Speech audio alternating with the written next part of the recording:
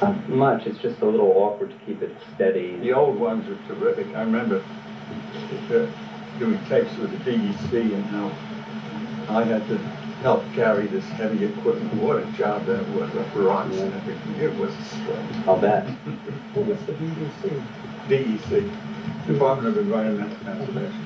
There were people here yesterday from, what's it, HBO, was it called? Yes. Home box office. McFarlane? Home box office. What were they doing? Yeah, they're doing a pilot film, it's not 100% sure yet, on hiking and hiking trails in the eastern United States. And since the one in the Catskills is probably the earliest organized one, Mark one, or one of the earliest, they phoned me a number of times, and I gave them sources that they wanted to come and talk to me for Who 45 organized? minutes. Beg pardon? Who organized it? You mean during the tourist period? Yeah, the hotel, Catskill Mountain No, House. that's right. I didn't thought of that. Well, that was the center of that sort of thing. Of course, I think in the White Mountains it was done a little earlier. There they climbed it very early. It was so conspicuous. And I think it was climbed by white people before in the 17th century, or 1700. When you bought this house in 1962, did you? Yeah. Yeah. When you bought this house, were any of these trails here at No, all? nothing. No, the agent said to me the house isn't much, but she said, but the land is worthless. And And how much did you? it cost $5,000 for about almost 6 acres in the house. Of course, I've spent money on it. I put in plumbing and all that since. But when did you put in great plumbing buy. 1982. I had my first cancer operation. Yeah, that's right. What about electricity? I had electricity, yes. It was in when I came, but, and it was all rusted out. It was VX cable. I had to replace it. Alf, tell me about your first night in the house. Beg pardon? Your first night in the house. Oh yes. Well, Howard Barnes, who had he lived on the Maverick. The Maverick adjoined his father's farm, and he became a carpenter. And I knew him for a long time. He was one of those local people who get on well with the artists, and he went to our parties and all that sort of thing. And he was a very jolly guy, not the best carpenter, not too scrupulous about his business dealings, but he was a great guy. And he and I, what was that, a chipmunk or a rat? I saw a rat the other day. We looked the place over, and there'd been a fire in the kitchen. There was no chimney there. There was a chimney in the next room, one of those chimneys that rests on a bracket that they have here. When you don't have a good foundation, it rides with the house as it rises and falls, with the frost coming and going. And but it was full of rubbish. But I poked with a stick and got it open to the thimble and set up a stove. And when Howard came the next morning, he walked in and he said, "Well, but Jesus, I didn't know whether he'd be alive or not." It was 18 below then. And I was sitting by the stove, scrambling eggs and boiling coffee. And is this spring That was water? my first day. But then you have something like this outside your door that makes it all worthwhile, right? Right. But the place was what I wanted. I had a bigger place in Lewis Hollow, about the same amount of land, but it was very different land. Yeah. Photographer, Englishman named Stephen Green Armitage owns it now, and he's glorified it so that it's a very splendid place now, very imposing. It was an old house, but it had, you could see the Hudson from the upper part of it and all that. It was a good brook. But I wanted a place about that size. I always tinker with the landscape wherever I go, and I wanted something that was irregular with ups and downs, because I believe in climbing hills for exercise. I've done it all my life, and I do this during the day when I've been working for an hour or so. And I feel a little stale. I get up and I go up the hill and down. I can bring my blood sugar down 150 points that way. To my doctor's astonishment, he said, "I'll have a heart attack someday." He told me, "Well, so what?" We go up there and somehow. And I wanted that. I want a hilly place, and I wanted it to be cheap. This was the cheapest place any real estate agent in Woodstock had, $5,000. Yeah. And so it was really made for me. And local carpenters had looked at it, and they said, well, you can't make it livable because there's no cellar and there's water running out of the house in rainy weather and all kinds of things happen. And it's true. And local people said, well, that house has a reputation of being an unhealthy house. And people get consumption there and die. And, but I was this guy, I loved it from the beginning. And the previous owner, John Darcy Wright, he had a very rich mother who used to come here every once in a while in a Bentley driven by a white-haired chauffeur, and she'd pay all his bills. And he was a very nice guy, about 40, but he was a wino. He was never anywhere without a jug of wine in his hand. Jolly, pleasant, intelligent guy, but he was really addicted to alcohol. And his wife, I think, had been a nurse. She took good care of him. And he would buy houses around wherever he went. The place would take his fancy, and he would tell Mama, I found the place I want now. And Mama would say, well, all right. And he would buy it. She would buy it for him. He had a place in Maryland. He had a place in Spain. None of them were very elaborate places, but you could live in them. And then his mother showed up one day with the Bentley and the chauffeur, and she said, you've got to get rid of one of your places. And I think he had 4 houses in different places. And so he decided to get rid of this one. And that was how it came on the market. But nobody wanted it. And the price came down, and people would come and look at it, and they'd shake their heads at the situation, the lack of a foundation and all that. It's a little like having a boat. You know, a boat doesn't have a foundation. People get along very well in boats. Yeah. Anyway, this was almost like a boat after a heavy rain. The water would pour right under it. I've diverted a lot of that now. I did a lot of hard work here. I did a lot of it myself. We crawled under the house and dug out earth and made a channel and drains and all that. It's not as bad as it was in that respect. But the land was really what I wanted. So I started almost immediately working on it. I made this path first, and then came a tremendous storm, and water I hadn't provided properly for diverting the water that came down. It moved my stones around. I put all these stones in those steps, and most of them were moved. So and I let them stay that way. It looks better, I think, than the way I am. Yeah. Well, should we start to go? I'm giving a talk to a group at Vassar of high school students of advanced intelligence and ability. And I thought it was the organization called BOCES that's running it.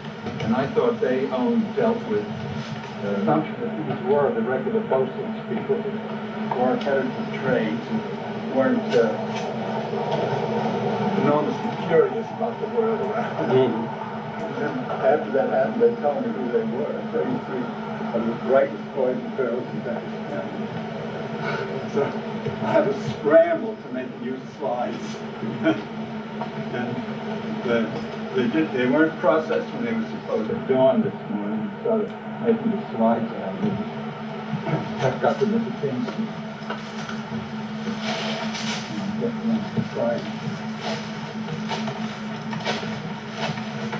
So here's the first landing, and you've made this Adirondack bench?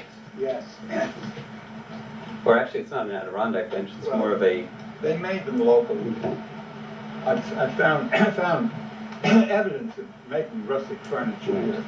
They made at Meads. There was someone who was in the 1870s was selling chairs made out of logs, scooped out, and that was in the neighborhood of the big hotels like Aspen Mountain House. There was usually someone who's made furniture like this. But I learned it when I worked in my late teens for a Scottish landscape gardener who came in kind of his assistant for 7 years. And he had no degrees, but he started with 7 years apprenticeship in England, Scotland, and Ireland, every branch, quite a place. And do you design gardens in this area? Well, he came over here to landscape federal properties, old soldiers' homes. There were Civil War veterans, Spanish War veterans, and the government had hospitals and homes, and he was doing that sort of thing. And then he went to work for industrial clients like the BBD underwear company had factories scattered around the landscape then. And so then got to doing work on the stakes of Long Island. And then he came, and he got tired of that, and he worked for, he's a very prepossessing guy. He worked for Wadley Smythe, who was a florist on Madison Avenue, 59th Street. And a woman came in one day and ordered a lot of plants. And they got along well together. And she said, would you mind taking charge of planting these on my place? Well, she was Margaret Jameson, who was the daughter of John Arbuckle, the sugar and coffee king at the time, who had a place at Newport, across the wall from Newport, and a little to the left as you go toward Mohon. And so he did, and he stayed. And he was there for, I think, practically the rest of his life in charge of that place. And it was a fresh air farm. That is, the children from the slums in which the Arbuckle workers lived were spent periods of weeks there in the summer. And they had nurses for them and all that. And so it was more than just a summer place. It wasn't too pretentious. She was, at the time, she was supposed to be worth $60 million. Margaret Jameson, a very reclusive woman who had lived with a nurse, a secretary, a housekeeper, and several maids, and a butler named, I saw this man's name was Samuel McKeon Keevan. He was born in Ayr in Scotland, and quoted Robert Bullens at every musical occasion. And I saw him on the street. I'd heard that he needed someone, and I went up to him. He said, well, yes, show up Monday morning, and I did. I was put down to digging a ditch where the cutting garden was. How old were you? I was then about 18. And while I was working, I saw a shadow fall across me. I looked up. It was down about 8 feet in the ground. It was a real ditch. And a man in riding breeches and a Panama hat, a white short-sleeved shirt, was looking down at me, and he said, are you the new man? I said, yes. And he said, well, how do you like your job? I said, well, it's quite interesting. And I went on talking about the character of the stone and the clay and all. And he said, well, you're interested in this, are you? And I said, oh, yes. And so he talked a while, and he said, come up out of that ditch, you don't belong there. And I became his assistant. And he taught me an awful lot, and he taught me to make these things. And long story. The landscaping, what kinds of bushes are these? And Yes, well, these are hemlocks, Native American hemlocks, which It's a great. yeah. And there's witch hazel and yellow birch along behind the wall. And when I came here, these were young trees, but I wanted to have a place from which I could look out on the world, because the house was very confining. I was used to living on a hill high up with a lot of view, no higher than this, but with open country around. And I missed it. So I cut these trees back in here, and there were others growing that I took out and used for firewood. I heated my house with it for a year, and decided to make here a kind of parody of a formal topiary garden. And then I began to think of that this was the place that I really could relate to this kind of land. And it was capable of enormous variety, a great variety of plants. All the wonderful American wildflowers that bloom in the spring, like trillium and violets, they were here in immense quantities. It was really remarkable. As well as the whole range of ferns. And here and there, something like that rose bush there. That's a wild eglantine, you know, eglantine. Here in Shakespeare. after the wild rose of things, it smells like an apple. The leaves, you crush the apples, and the rose doesn't smell like a rose, it smells like an apple, freshly cut apple. And they come to this country. But it's an example of the variety. And then there are the laurel, see, over there. And I've encouraged some things, a great deal of laurel up above. I cleared out around the laurel to give it more sun. In some cases I fertilized it a little bit in order to encourage it. And I moved some of it about, and I planted some young ones that I got in the neighborhood. Those are shad trees, those three. And a Lankia serviceberry that has just a mass of the most dainty, delicate white flowers, paper white flowers in the early spring. They're very, very beautiful trees. And the berry is edible. The wall is about 800 feet long, this one. There are other walls on the place. Well, I repaired it here and there. But it's really an excellent example of the early 19th century wall. Nobody knows what it's built. The old timers, when I came here, told me that it had been there as long as they knew. These plants are huckleberries, which never get any higher. You see they're beginning to ripen. The birds get them though. But what I did here, very good habitat for many birds. There were a great many warblers and thrushes, and birds that live on the edges of woods came in. They weren't here before. The huckleberries had been suppressed by the trees, and they appeared. They weren't, when I came in, there were just a few. And since they have a favorable habitat here, they grow. And it's the same with other things. I try to, I don't use anything in from outside. I try to discourage poison ivy up here. There's a curious thing down below around my kitchen garden. There's a bit of poison ivy right here. But it was much more. It's almost poison ivy. Very, very thick. And the spot where I burned brush when I first came here. And I've always been interested in relationships of plants, and down below there's a plant called masterwort, an herbal remedy for a great many ailments that hitchhiked into my place with a rose bush, and among the roots of a rose bush and spread. Immensely aggressive plant. It's just about as aggressive as poison ivy. So I planted some of it in the midst of the poison ivy, and I said, let them fight it out and see which dominates. And for a while it was a draw, and then the masterwort gave up. But the poison ivy became very minor compared with what it was.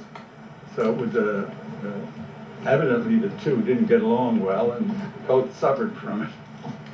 Now, how did this start?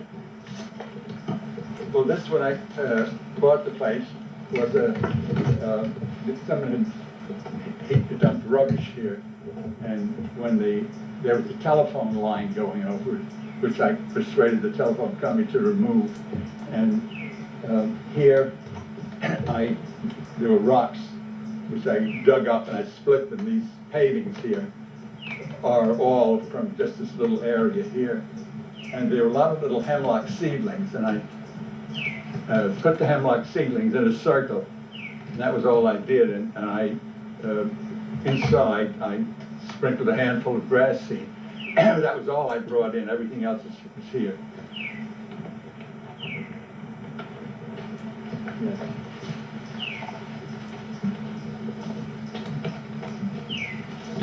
So this started from little hemlock seeds? Yes, little seedlings about a foot high. And it was, in the late 60s, I guess. This hedge is about 20 years old. And it's been a great fun. Sometimes I used to lie in the grass here and study the stars. I remember watching the eclipse of the moon from up here. We got parties. There was one wedding here. And it was the people were Bennington students. And there were a lot of dance and theater people. And it was a very theatrical wedding, and the groom was up above on that little building that I built up there. And when the right moment came, at some signal down here. I remember what if he comes leaping down the mountain and the bride comes up the hill. And all these 100 or so dancing and theater people applauding. I know that parts of gardens are often called rooms, but it's not usually this literal. Yes, that is what a garden often is. It's one of the I think one of the best kinds of garden are the room gardens, gardens that have enclosure. And that is not the popular American taste here. Has been for open lawns and no fence along the road. People have to, Americans felt that you had to be on view all the time on your property.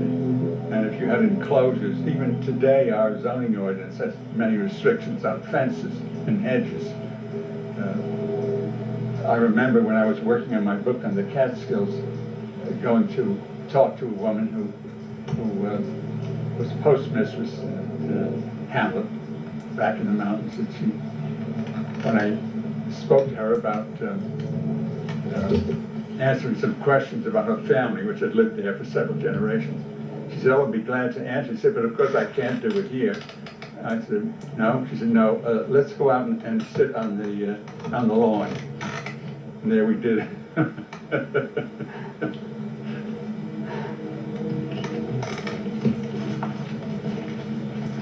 Hemlock is a great plant for this part of the world. It's hardy, has very few animals, some, very few.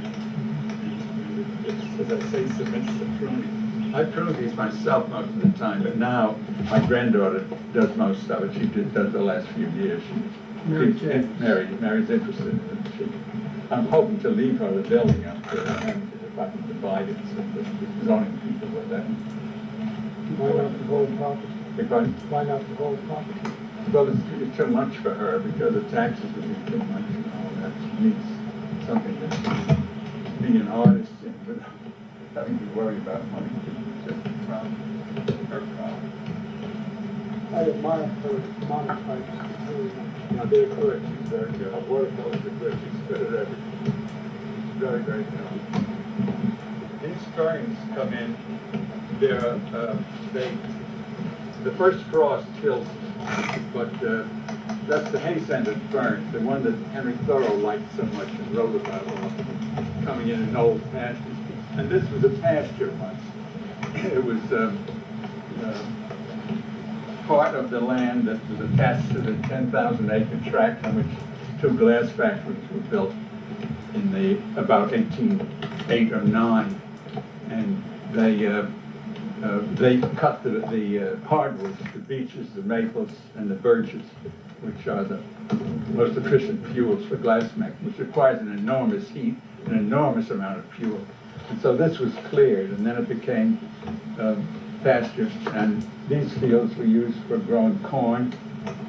People told me of corn being grown across the wall, and buckwheat finally, when the soil was so eroded and so impoverished that nothing else would grow there. It became buckwheat, the buckwheat hill. And when you wrote your book, you actually experienced some of Yes, these? I'd say the whole thing was here. There was the hemlocks, which the tanners used, and the bluestone, which the quarrymen cut, and there were all the varieties of trees. There were even a few spruce trees, very few, 3 of them, I think, on it, which usually grow at a higher altitude. So there was, from the spruce trees, they made spruce beer, you know, which was the Coca-Cola of the late 18th century. And there were maple trees, which were tapped here. There were a few very old maple trees that gave indications of having been tapped in the back. I tapped them. I made maple sugar here. My granddaughter Mary helped me with it in a couple of years. So it had everything I needed, and if I was writing about any subject, almost any subject in the Catskills, I could find some evidence of it here. Even glass making, which was carried on. There was glass around my house and in the garden. I turned pieces of glass up in my garden under the house and so forth. So to me, it was a very useful place. I got to feel very close to this piece of land because it was my work and my pleasure and so on. And I was interested in watching the way it changed when I cut these trees back the ferns weren't very thick. They became thick, and wild strawberries came in, and the huckleberries increased, and a patch of blackberries appeared, and the whole landscape responded to the changes that I, as a human being, had brought to it. Similar changes have been done before. The Indians used fire in the Catskills, you know, to make a good habitat for deer, burned the slopes off, and it resulted in evergreens, which are very easily destroyed by fire, disappearing on the eastern slope of the mountains, and the red oaks, which have thick bark and resist fire, becoming very numerous, and the chestnuts too, until 1910 or 11 when they were killed. So the place was, for me, it was a kind of laboratory, as well as other things. I brought this down one January day when it was very slippery. I slid it down quite a ways up. How far would you say you slid it? Well, beyond the little building up there, some beyond that. Yeah. Wow. See all this, these stones, that's the result of erosion. They pick the stones up every time there was a heavy rain. It would again